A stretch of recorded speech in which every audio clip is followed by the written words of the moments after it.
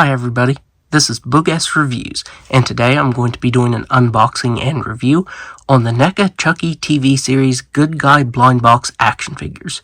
So I do have two previous ones, and two of these brand new ones, so I'm going to open these and see what I got.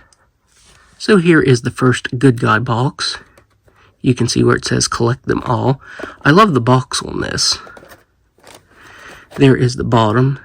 There is the tiny UPC, if you want to screenshot that. I definitely wish these could be opened easier. You do actually have to just rip the top open right here. So let's go ahead and rip that. And it is bagged inside here. So let's go ahead and rip that open. And is there any accessories with this one? No, there's not. So this one is the Buff Chucky. And that's awesome. That's actually one I don't have. I'm really glad I didn't get a duplicate. I think there's a chance you can get the duplicates. Like I said, I have two previous ones that I got at Walmart. So hopefully this last one is not a duplicate. Now we are on to the second one.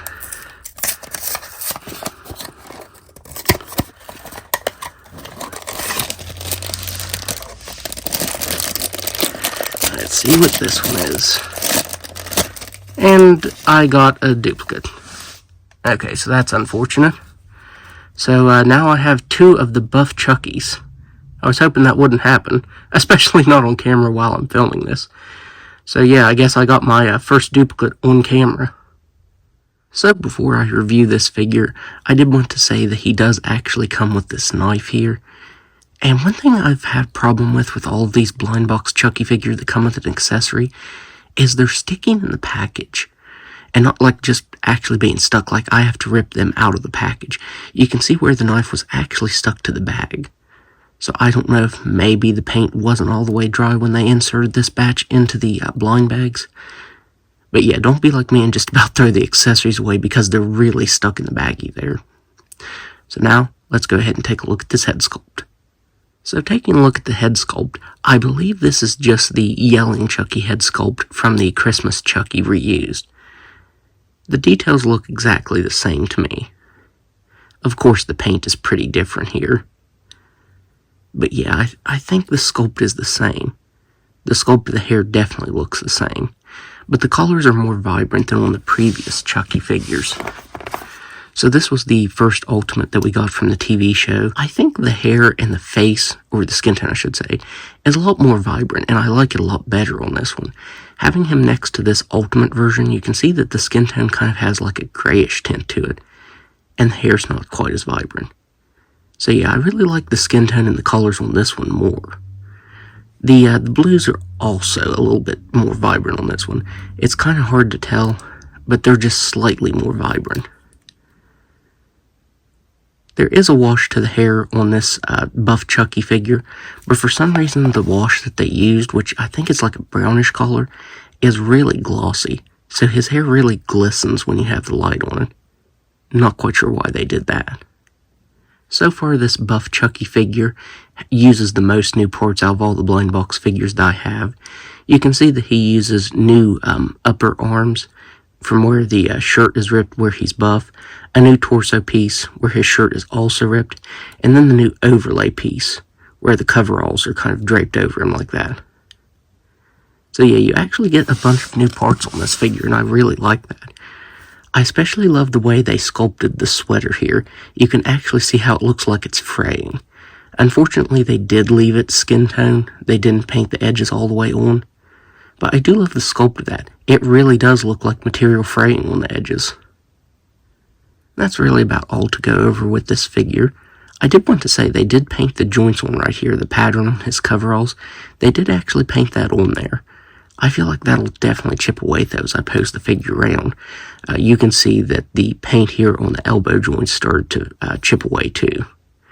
That's a problem with all of the Chucky figures, is all of the paint on the joints, particularly the elbow, starts to chip away really fast. So now, let's go ahead and go over his articulation. So he has a ball-jointed neck that can look up all the way. He can look down all the way. He can move his head side to side. He doesn't really have a round movement. He has shoulders that can only move out that far. single jointed elbows that can bend in that far, wrists that spin all the way around and up and down. It looks like they should be able to move more, but they really don't. He has a ball jointed, I think it's a waist down here, that can move back that far, forward very slightly, side to side very slightly, and around very slightly. He has these old style of hips. I wish they would have been ball jointed, but he can do a complete split. He can barely kick forward and back. The thigh swivel is really limited. He has single jointed knees that can move back actually all the way. He has swivel up here in the shin, ankles that can move down all the way, up just about all the way, and a nice ankle rocker. So now let's go ahead and take a look at Bald Chucky. So here is Bald Chucky. He gets this machete, which I'm pretty sure is a new accessory. I don't think any of the previous Chucky figures actually come with that. So now let's go ahead and take a look at his head sculpt. So taking a look at this head sculpt, we get a new unique head sculpt for Chucky. And I'm very uncomfortable seeing Chucky bald. It's very strange, but it's painted really nicely. I love that wash you get over top of the skin. It's like a brownish color paint. And all of the details printed on the face look really good. Even though Bald Chucky does look funny, they did a really good job at sculpting and painting this head sculpt. You also get a new piece here with the dog tags with the ears on it.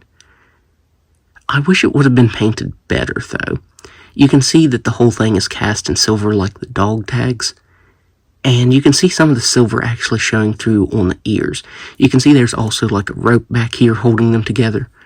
So this up here should be silver, and this should be like a grayish color. But you can see a lot of silver showing through on here. I do like how they painted them with a little bit of blood, but it's really hard to tell. So it's sculpted really nicely, but could have been painted better. Now I really love the paint on this one. His outfit is blood-soaked, and that looks pretty good. I think this is just meant to be maybe dirt, but you do get a dry brushing of like this brownish color over top of the arms. This figure looks very dirty. They did a really good job on that. I think these forearms are brand new on this one. From where the edges are frayed at the cuff right here, I'm pretty sure that's new. And that's sculpted really, really nicely. Even the hands have that continued wash on them like his head does. But for some reason on the thumb here, mine has this really weird black scuffage on it. I'm not sure what that's from. But yeah, mine has that scuff mark on it. You can see that they even painted the back really nicely. So yeah, I really love the paint detail on this one. So for his articulation, he has a ball jointed neck that can look up all the way. It is kind of stiff. He can look down very slightly, side to side very slightly, and he can barely move around. He has shoulders that can move out that far, single jointed elbows, they can move pretty nicely. He has wrists that can barely move up and down, but they can move all the way around. He has a ball jointed waist here, and it doesn't move at all because of this overlay piece. He can do a complete split. He can kick forward that far, though you do split the piece right here if you do that. He can't really kick back that far. He has a very slight thigh swivel. Single jointed knees that can move all the way back. Swivel up here in the shin. Ankles that can move down all the way. Up very slightly. And an ankle rocker. And finally we get this Hannibal Lectar style Chucky. And this one, I don't think he actually came with any accessories. If he did, I might have accidentally thrown them away. I don't think he did, though, because his hands are just open and he can't hold any accessories because of the way he's tied up. Now, I absolutely love this head sculpt. As far as I can tell, they did reuse the hair from the previous Chucky figure, the bloody one, and the buff Chucky. But the face is brand new because you get this mask. It is glued down to the face, so it's not removable. But that looks really, really awesome. You see that he's all tied up here. That rope looks really good. You can see it's actually glued on in some spots and then tied in others. Now, he does have full articulation, but you would have to remove the ties to do that, and I'm definitely not going to do that. I'm definitely just going to leave this one as is. I mean, he looks really awesome like that. So yeah, not much to do with this figure, but I do think he looks really cool like that. So for size comparisons, here all of the TV show Chucky figures that I have are next to each other. So I have the regular Ultimate and the Christmas Ultimate, and then I have the 4 blind box figures that I got. I have the 3 regulars and then the 1 duplicate of the Buff Chucky figure. I'm not sure what I'm going to do with that extra Buff Chucky. I might actually put the melting Chucky head sculpt on that, make it look like he's melting. I think that would look pretty cool. But yeah, I'm pretty happy with these blind boxes. It does suck that you have a chance of getting a duplicate, but I'm pretty happy with the ones that I got that weren't duplicates. Surprisingly, I think Bald Chucky is my favorite. Bald Chucky and Buff Chucky. Those are really cool. I especially love all of the paint variation on Bald Chucky, and I like all of the new sculpted parts on Buff Chucky. I think that's really cool. I also think that these are pretty affordable. These are, I think they're like $19.97, basically $20. So I think $20 for these is actually really good. I mean, you do get a lot less accessories than the Ultimate, but if you have the previous Ultimates, then you'll have extra accessories to put with these if you want to. So yeah, if you find these at Walmart, then I would definitely recommend picking them up. Hopefully you don't get a duplicate, which there is a chance of that. But even if you do, again, you have enough accessories from the previous Ultimates if you have those that you can swap the parts if you want. So, that was my review and unboxing of the blind box Chucky figures. If you liked this video, be sure to hit the like button and subscribe to my channel. Thanks for watching.